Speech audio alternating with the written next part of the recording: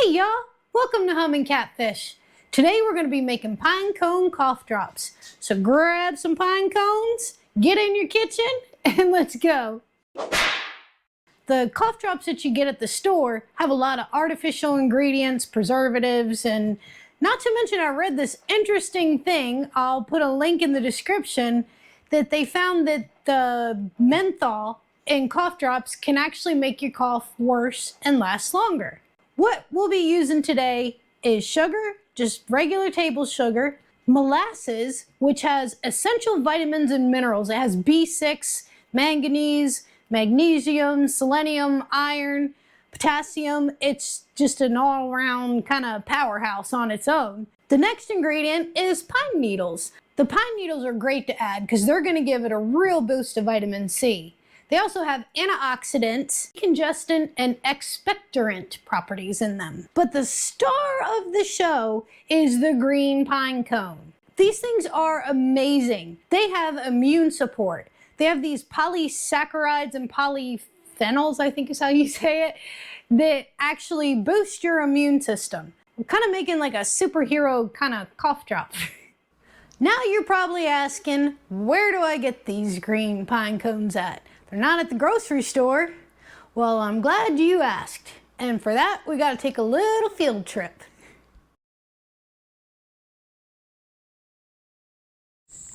Now, the pine cones that we're looking for are the green ones. And I know some of y'all live in places where you can just go out and pick them when they first start coming out. In Alabama, what we have a lot of is the loblolly pines, and they are really tall. And there is no way I could get up there and get the pine cones myself. So every year, I gotta wait for the squirrels to help me. I'd love it if they'd drop some at the beginning of the season when the pine cones are really small, but what the squirrels are after is the pine nuts. So they wait till the pine cones get a little bit bigger, and then they start feasting. And sometimes they drop the pine cones, and then I can swoop in and pick up the scraps. So let's get to hunting and see if the squirrels left any. So usually what I do, this is a loblolly, so you can see the pine cones are way too high. But as I walk along, I start looking for evidence. You'll see they start knocking branches down, and then you can see all this pine cone litter in here. I'm gonna keep looking. I'm gonna get Grim to help me too. The process of gathering the green pine cones does take some diligence. Me and Grim usually spot some of the trees that they're active at, and we'll visit that site several times throughout the day. Another thing we are going to need is some of the pine needles. I'm gonna grab some of them real quick while I'm out here. I'm gonna cut off the tips of some of the younger branches. The older ones can have more of a bitter taste. Okay, now that we got all that out of the way, let's make some cough drops. First thing we're gonna do is get our sugar water ready. In a heavy bottom pan, measure out 4 cups of sugar and 6 cups of water. You wanna put this on a medium heat and just give it a nice little stir, and we're gonna do this until the sugar actually dissolves.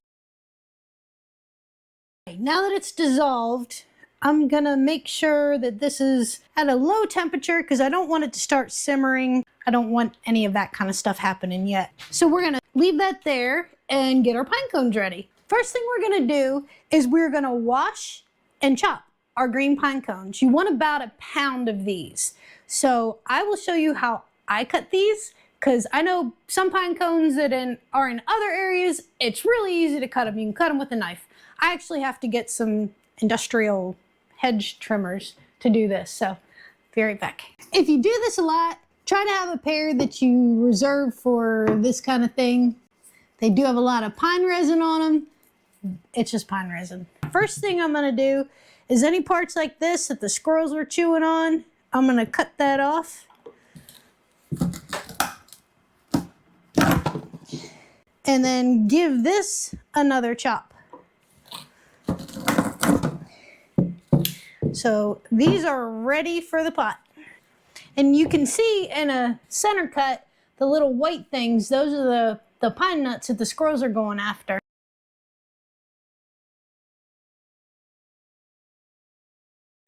Now it's time to get our pine needles processed and ready to go in. We're going to want about 3 to 4 ounces of just the pine needles. Don't include the weight of the stick, the branch.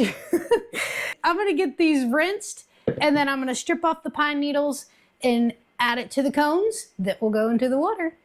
Since these are shorter than if they were adult needles, I'm not going to cut them, but if you do want to cut yours, if they're really long and you want more surface area, then go ahead and do that.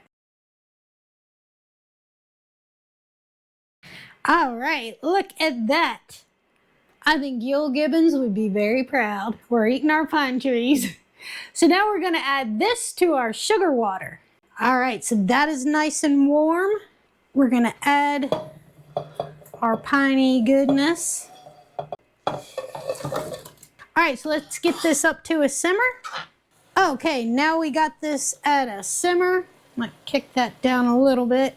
And what we're gonna do is we are going to reduce the water volume by half. So I'm thinking that's gonna take about 40 to 60 minutes, but keep checking it. Make sure that you're not running low on water, because remember, this is plant material, but also there's sugar in there, and that could scorch pretty easy. I'm gonna keep an eye on this, and I'll see y'all back here. All right, so we have got this reduced down about halfway. It was a little over 40 minutes. So I'm gonna get this strained out, see what we got left.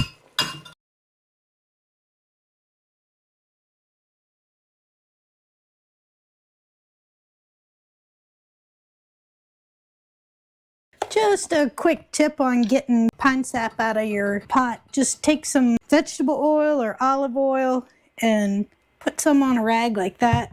This also works on your hands, and just rub it and it comes right off. Okay, we have our pine cone syrup. I'm gonna strain it through one more time as I put it into the pan, because of course I knocked that into this when I was moving it. So I'm gonna turn the heat on to medium, and I'm gonna add a cup of molasses to it. I'm using blackstrap. Any kind of molasses will work. And now I'm gonna stir that in. This is gonna start to bubble, and once it starts bubbling, try not to stir it or anything, and just let it go. We're gonna take this up between 255 and 260, but I'm gonna go ahead and clip this on and wait till it starts bubbling, then I'll put that down in. But you really just be patient with this. I'll show you what this looks like once it starts going. All right, it just started bubbling, so I'm gonna go ahead and lower that down into the pan, and I'm gonna let that go. I'm not gonna turn up the heat. I'm gonna keep it right where it's at and just let it slowly climb up to between 255 and 260. While we're waiting for that to get up to temp, I'm gonna prepare a pan. I just have a regular baking sheet and covered that with a piece of parchment paper. So I'm gonna butter that and get it ready to receive our cough elixir. Some other things I'm gonna get ready is a coating powder. After we cut it, then you can put it in the coating and it keeps them from sticking together so bad.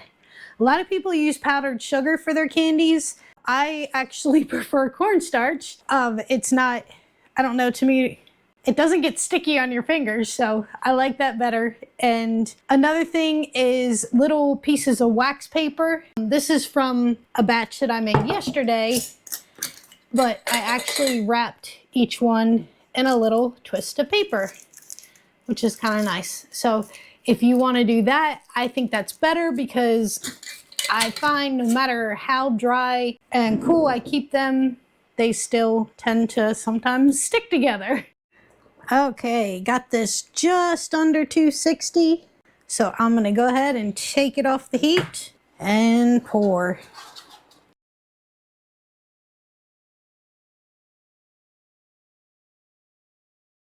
All right, we're gonna let this set probably about half an hour, and then we're gonna start making it into little lozenges.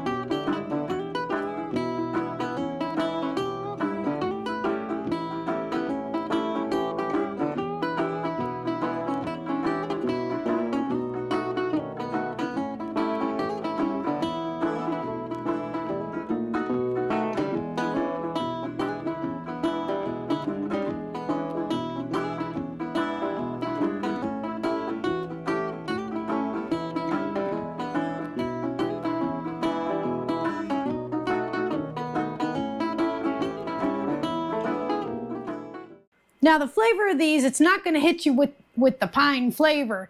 It tastes like molasses with a hint of pine. But it's not so much the pine flavor that we're looking for, but the benefits of the pine. If you do make these, I would love to hear about it. Just drop something in the comments. Tell me what you think. Well, that's all I got for y'all this week. I really appreciate you watching this video. And if you like what I'm doing, I sure would appreciate if you hit the like button. And if you really like what I'm doing, I'd appreciate if you considered subscribing to the channel. So until next time, I'll see y'all later.